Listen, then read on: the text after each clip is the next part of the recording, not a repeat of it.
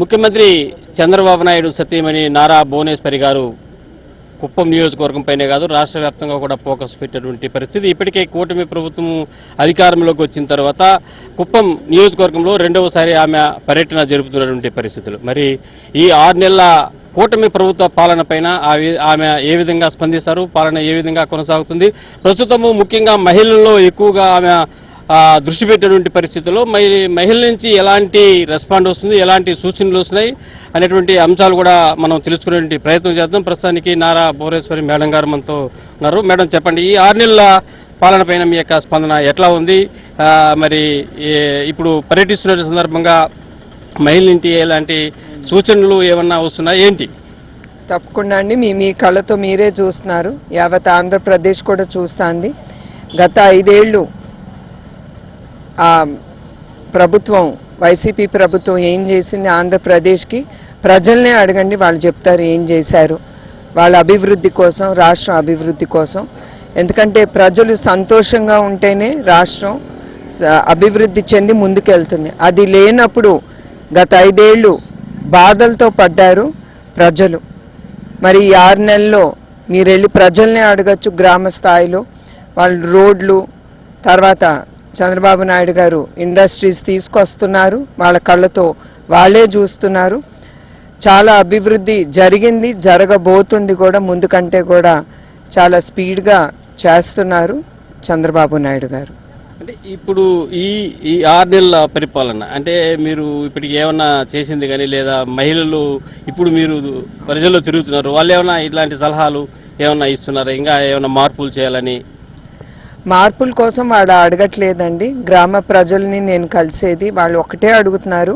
ముందు కూడా అదే అడిగేవారు, నా నిజం గెలవాలి అనే ప్రోగ్రాంలో వాళ్ళు ఒకటే అడిగేది ఉద్యోగాలు తప్పకుండా చంద్రబాబు నాయుడు గారు గ్రామ స్థాయిలో కూడా మండల స్థాయిలో ఆయన ఇండస్ట్రీస్ తీసుకొస్తారు. అక్కడ ఉండే కుటుంబాలు బాధతో పడక్కర్లేదు, ఎందుకంటే పిల్లలు అక్కడ ఉద్యోగాలు లేవని ఇతర రాష్ట్రాలకు వెళ్ళిపోయే పరిస్థితిలో ఉన్నారు.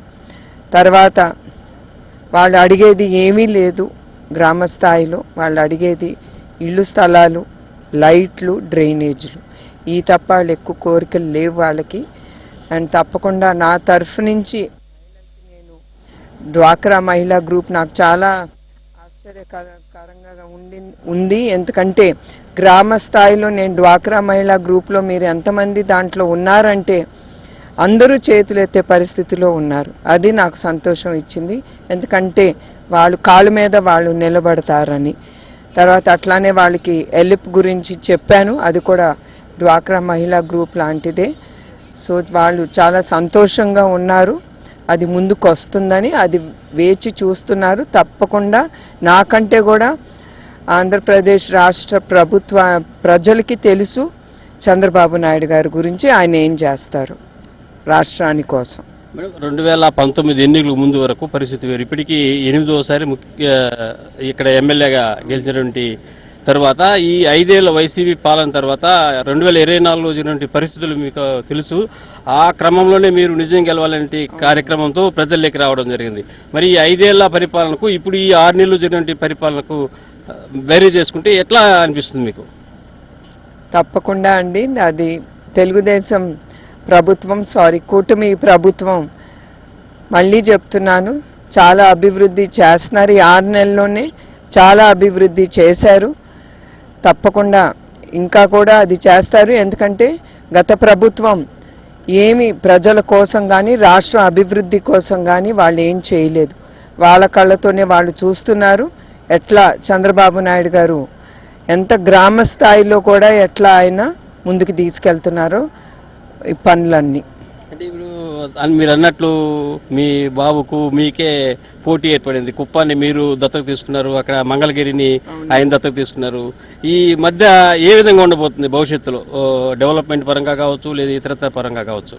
తప్పకుండా అండి, 2 మంగళగిరియే కాదు, కుప్పమే కాదు, అన్ని డిస్ట్రిక్ట్స్ అన్నీ డెవలప్ చేయడానికే. మీ అందరికీ తెలుసు చంద్రబాబు నాయుడు గారు ఎట్లా ఒక డిస్ట్రిక్టు ఒక ఎలక్ట్రానిక్ హబ్గా, తర్వాత మ్యానుఫ్యాక్చరింగ్ హబ్గా, అట్లా రకరకాలుగా ఆయన తీసుకెళ్తున్నారు. అది తప్పకుండా ఒట్టి కుప్పానికి మంగళగిరికే కాదు, అది యావత్ ఆంధ్రప్రదేశ్లో ప్రతి ఒక్క డిస్ట్రిక్ట్ని ఒక హబ్గా క్రియేట్ చేసి అక్కడుండే ప్రజలకు కూడా న్యాయం చేస్తారు ఆయన అండి. అంటే ఇప్పుడు ఈ 6 నెలలు గడవక ముందే వైసీపీ రోడ్లపైకి వచ్చి కూటమి ప్రభుత్వం ఏమీ చేయలేదు అనేటువంటి ఒక ఆందోళన కార్యక్రమాన్ని కూడా చేపట్టింది. మరి దీన్ని ఎట్లా చూస్తారు? ఈ 5 ఏళ్లలో ప్రతిపక్షాలను అణచివేసినటువంటి వైసీపీ ఇప్పుడు 6 నెలల్లోనే రోడ్లపైకి వచ్చి కూటమి ప్రభుత్వం చేస్తున్నటువంటి కార్యక్రమాలన్నీ కూడా చాలా వరకు ఇది మొత్తానికి కూటమి 6 నెలల పాలన పైన, అదేవిధంగా గత 5 ఏళ్లు